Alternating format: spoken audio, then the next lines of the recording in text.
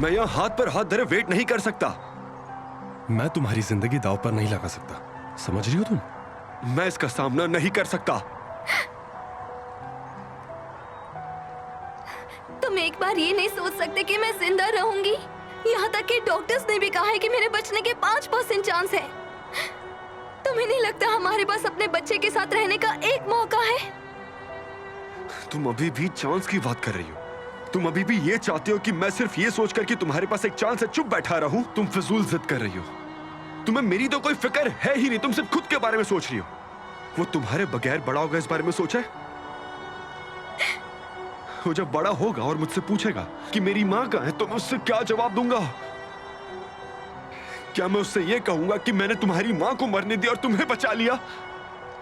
क्या तुम सच में ये चाहती हो कि मैं तुम्हारी ये बात मान लूं रेहान?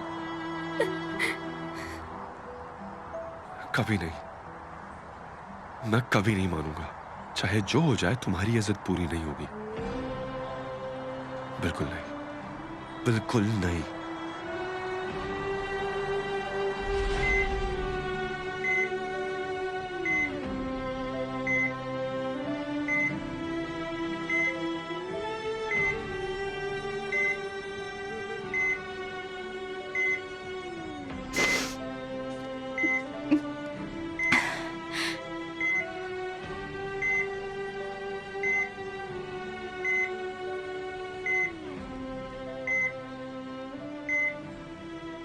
मैं आपके हस्बैंड को ढूंढ कर लाऊंगा, ठीक है?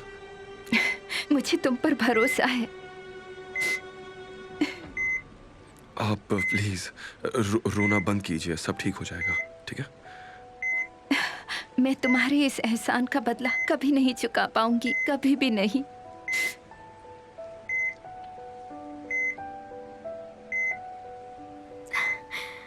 रेहान, तुम इनसे इनके हस्बैंड का आइडेंटिटी कार्ड ले लेना, ठीक है?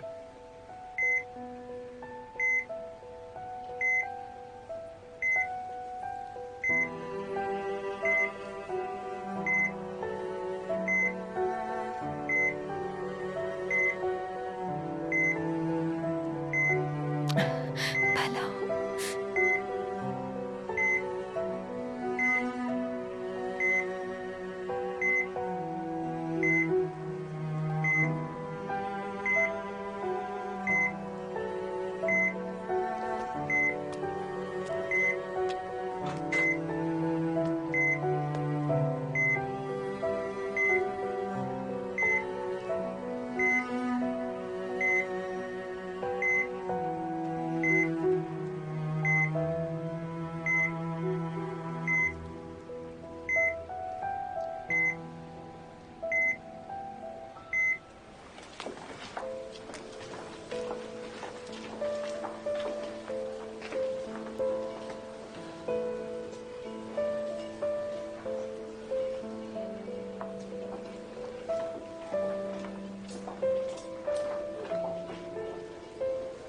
हेलो अंकल, कैसे हैं आप? मैं ठीक हूँ। मेरी आपसे एक रिक्वेस्ट है। हाँ हाँ, डैड ठीक है।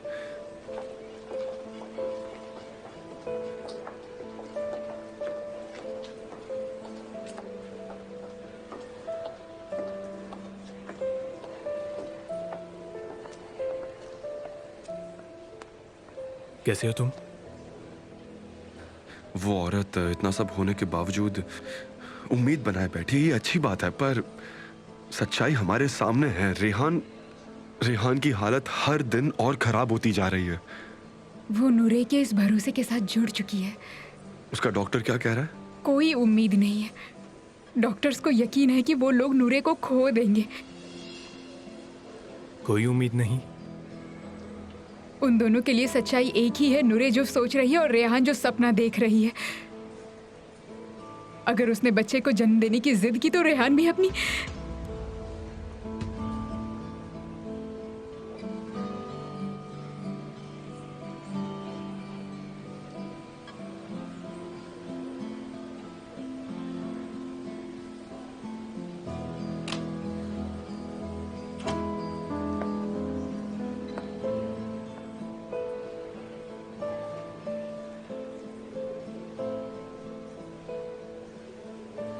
चाहे तुम मुझ पर कितना भी चिल्ला लो, पर हमें इस बारे में बात करनी ही होगी और मैं तुम्हारा फैसला बदल कर रहूंगी।